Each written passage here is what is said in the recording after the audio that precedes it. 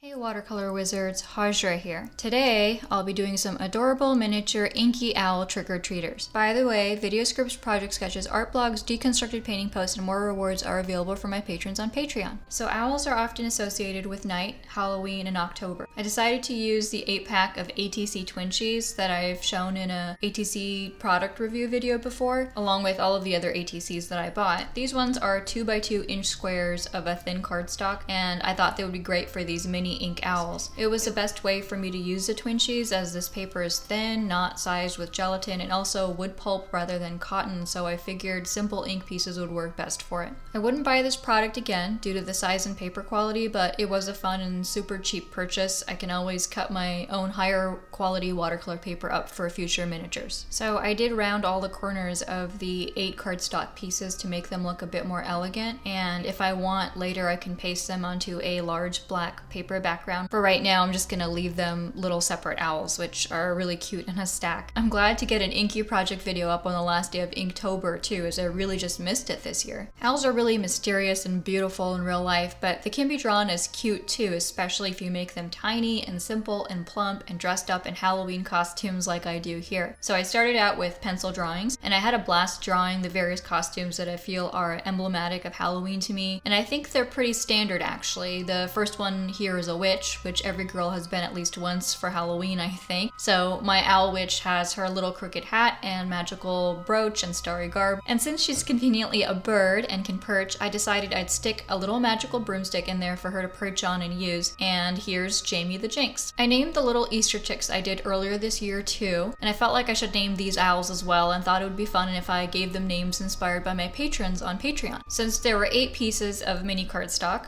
I did 8 owls, and I used my 8 higher tier patrons, though of course I appreciate all of my patrons, especially since you guys are part of my earliest crowd and will always have a special place in my heart. I kept the costumes mostly on the head, arms, and center breast area because these drawings were so simple, and I didn't want to obscure the fact that these were owls dressing up in these costumes. So this one is Leigh Munster, and she's dressed as the Bride of Frankenstein, complete with the white dress, bandaged arms, corpsey pallor makeup, and that crazy hairdo. I feel like I got to live vicariously through these owls, like I got to dress up in 8 fun Halloween costumes myself by constructing the costumes on these little birds. Next up is Devilish Age. He's a charmer, and hopefully someday he'll reform his devilish ways and become an angel instead. He's having all his fun right now though. He had to have the horns and tail, of course, and I had fun with the debonair collared patterned shirt and tie. Again, I make it so I choose either to do pants or a shirt, and it's worn only on the center breast area, and that makes it all even more adorable. I don't think Penny Pumpkin realizes that the hat she made has leaves that aren't